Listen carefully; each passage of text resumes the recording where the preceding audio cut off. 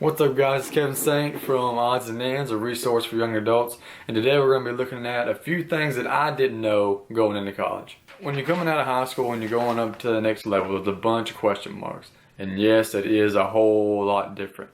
I know you hear everybody telling you that when you come out of high school, you're going to have to tighten down in college, and you know, some people think of partying, some people think of, oh my gosh, I'm not going to be able to have enough time to sleep.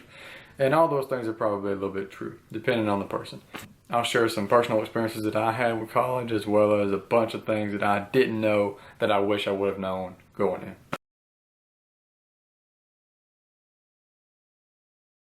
in. First thing, the advisors are pretty much no help.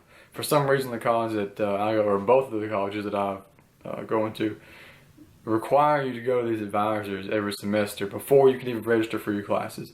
For reasons I don't know, but they are no help almost 90% of the time. Now there's a few times when you come up and you have to ask them some questions that only they can answer, but most of the time they're no help.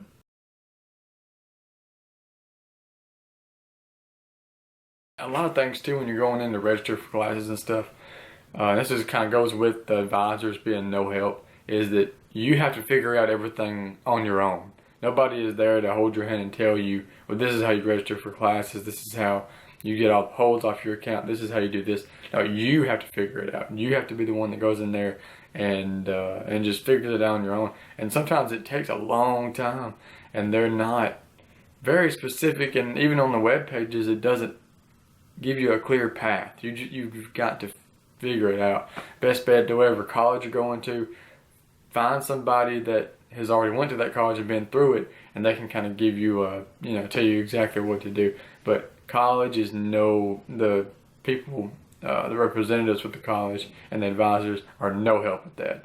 So going along with that, my best advice I can give you to aid with that is to get a head start on it as quick as possible. Starting your second semester of high school, and when you're a senior, you need to be going and figuring out exactly where you're going to, know where you're going, what they require to get in, know what the process is of going in, and what classes you're going to need to take too. You really need to map out your entire college career. And I'll get to another point, and that'll kind of discuss that a little bit more. So let's move on a little bit.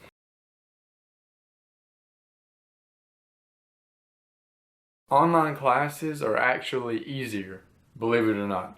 They do require a lot more responsibility, but they are a whole lot easier. And I think the main reason for this is because a lot of college professors that teach like in-course classes, they just want a little bit more money, you know, and they get more money depending on who takes their class. So they'll take these online classes on the side, and or they'll teach these online classes on the side, and they really don't enforce the same workload on the online classes as they do the regular in classes.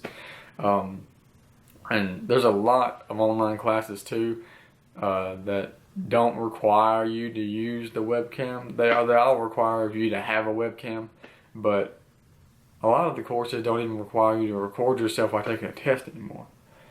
So I mean, use your imagination there. So I started taking nothing but in-class, because I was under the impression that online courses were a whole lot harder, like a whole lot harder, and that was just a fallacy. So I didn't start taking some online courses until I started working at Walmart. I was working 40 to 50 hours a week, wasn't able to sit going in class stuff, anymore.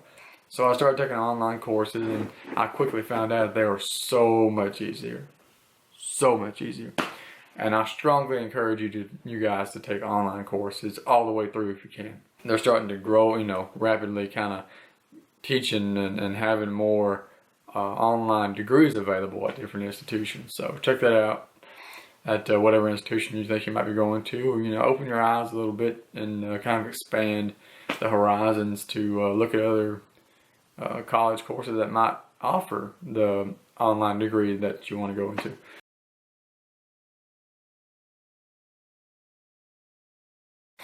All right, next thing that I didn't know going into college is, above all, once you get in the course, the syllabus is the key. It's the key to everything. The syllabus is where the professor maps out everything that you're going to do in that entire year. And some professors even they offer the syllabus, and they offer an additional like plan of what assignments you're going to have throughout the year, when they're due, what week it starts. They kind of make it pretty easy for you. But if you don't look at the syllabus and you don't pay attention to the syllabus, then you're going to have a really hard time in college. Very hard time.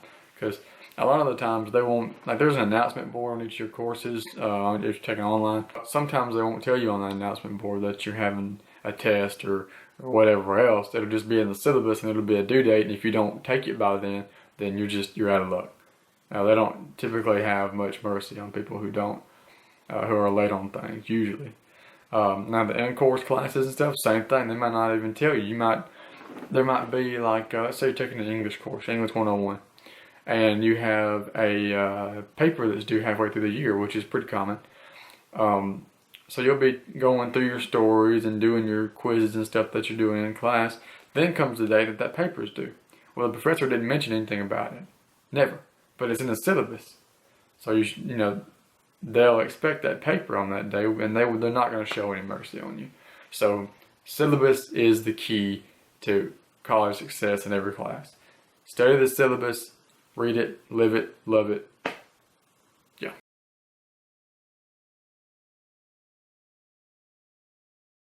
The things that I didn't know going into college, kind of ties in with the syllabus a little bit, is that you actually don't need most of the textbooks in most of your classes.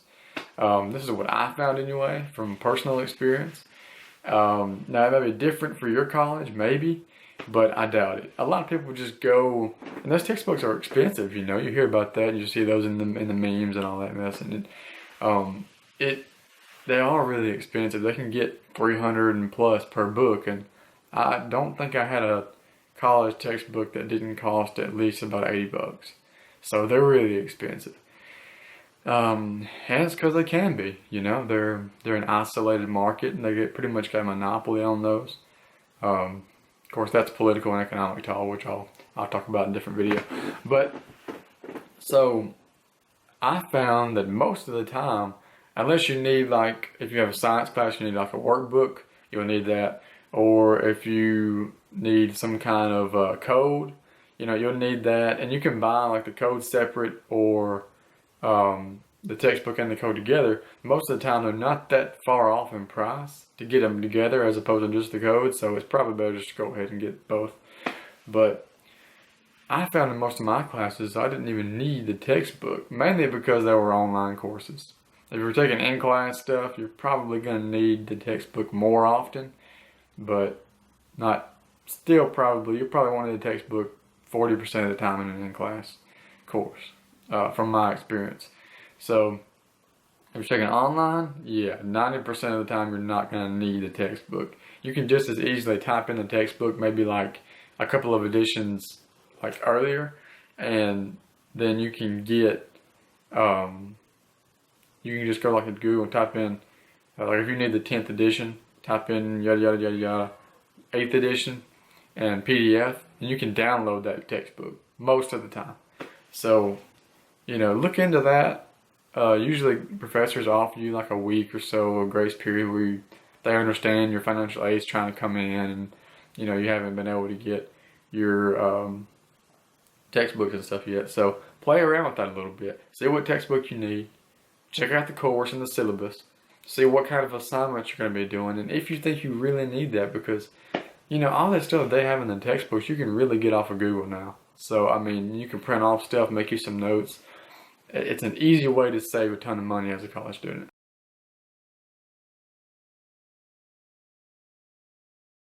Alright, here's something I want to talk about too. I got two more things left. First thing I'm going to talk about is going to be the scholarships coming out of high school. Now, when I was in high school, it was a joke. It was a joke to me. I hated high school. The only thing I was worried about is getting out. I didn't know where I was going. I didn't know what I was doing. I just knew I was getting out of that place. And that was just a terrible view for me. Terrible. I didn't know what I was doing. I didn't know. I was young and stupid. Still am. But the main thing being, you need to think about your futures and stuff whenever, no matter where you're at. When you're in ninth grade and you think about your GPA for the valedictorian, it's an automatic scholarship. And then from then on out, just your GPA in high school, it helps you out a lot. And with your car insurance and a bunch of different things, it helps you. And I wish a million times over I would have took a little time to study more in high school and get better grades and look into more scholarships and stuff, because there are tons out there. There are hundreds of thousands of scholarships out there. And I'll probably do a video on some of those that you might qualify for to kind of help you guys out a little bit. But overall, high school, it's so easy. The academics are so easy.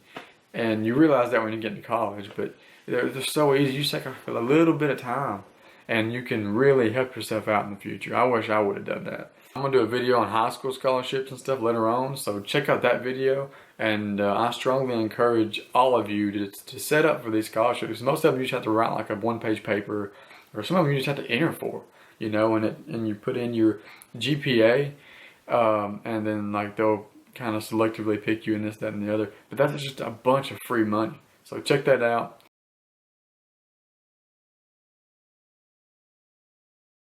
Going on, scholarships for when you're in college. All right, now let's say you decided to take the route that I did, and I decided to go to a community college first, get a few basics, and then transfer to a four-year university to get the rest of my degree, which I believe is the best thing money-wise. But I mean, well, my parents didn't pay for my college, so if you guys kind of getting your college funded for you and partying is more of a thing for you, go to a four-year institution. By all means, it'll be the best experience you've ever had in your entire life. But if you're kind of money sensitive and you don't have a lot of money, your parents aren't paying for your college and this, that, and the other, like me, you're probably going to want to go to a community college first and then go to a four-year university. So one thing to note about transferring and this, that, and the other is you really need to sit down and plan out your entire college career. Because, alright, so let me give you an example. This is where I wound up. I was going to a community college and transferred to a four-year university. And after I was done with pretty much all of my classes at that community college and was planning on transferring to the university, I was going into the teacher education program is what I was trying to do. Trying to be a math teacher. And at the particular four-year university I was going to, or I was trying to go to, you had to take 3 courses before you could actually get into the teacher education program. And so I was like, okay, well, I tried to transfer in the middle of the year, tried to go to that four-year institution starting in the spring semester. And I was like, okay, I got these 3 classes, that won't be too bad, you know, that's all I have to take this semester. And then I can get into the teacher education program in the summer or the fall. Wrong. Some of those courses, they only offer once a year. And you need to be careful of that, because I got in there, I went to that college's orientation day and everything. Everybody was signing up for the classes. And then I found out that out of the 3 courses that I need, all right, I needed 3. All right.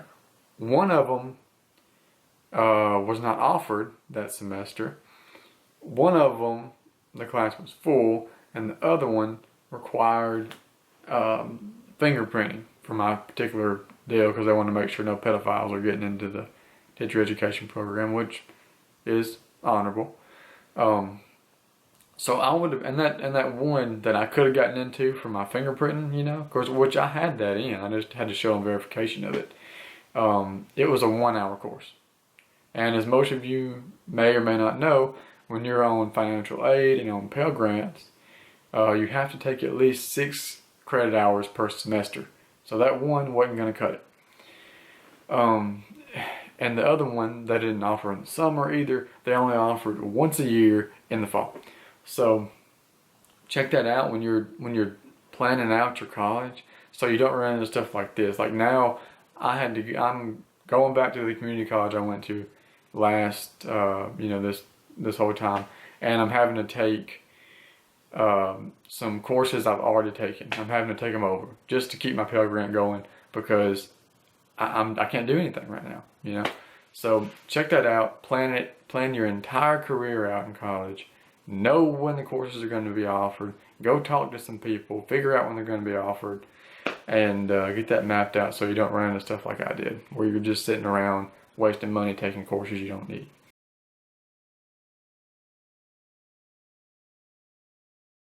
All right, here's the last thing. This is the last thing I'm going to talk about that I learned while I was in college. Is going kind of back to the honor societies and stuff, back to like when I was talking about high school. You definitely want to do well in college when you go in there. Don't go in there so focused on partying and stuff, because grades do matter and they do count. For instance, I have a 3.5 GPA currently, cumulative of course, and that 3.5 GPA got me into Phi Theta Kappa, which is an honor society. And the 4-year institution that I'm transferring to, I can get a $3,600 per year scholarship for being in Phi Theta Kappa and transferring to that institution that I'm going to, the 4-year institution. So that pretty much will cover a large chunk of my tuition. So I strongly encourage everybody to do well in college when you're growing up. Be mindful of that and join these honor societies. It costed me $80 to join, which is crazy. I was like, God, no, $80, I ain't joining. If you want to, maybe if you want to make me a part of your club, then make me a part of your club. Don't make me pay $80. But now I kind of see why, because they offer you thousands and thousands of dollars in scholarships, and they really do. They really do. I'm an attest to that. So it's definitely worth it. I'm going to get almost $4,000 a year in scholarships just for being at Phi Theta Kappa.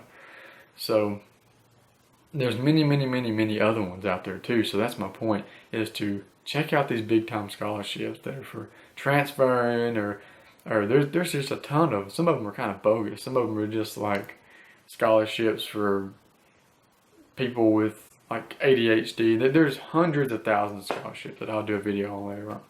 But yeah, that's some of the things that I didn't know going into college, and some of the things I kind of learned. And so maybe this will give you a better perspective on things to look for, things to plan for, and will kind of help you be more successful in your college career. So this is Kevin Saint from Odds and Ends, a resource for young adults. I hope you guys enjoyed the video. Don't forget to go in there and like this video, subscribe, share it to your friends. Go follow me on Twitter at oddsandends20. And be sure to message me or send me a tweet and see any kind of videos you want to see, or any kind of tips you kind of want to see, questions. It don't matter. This is odds and ends. So let me know what you've got, and I'll take care of it. Until next time, guys.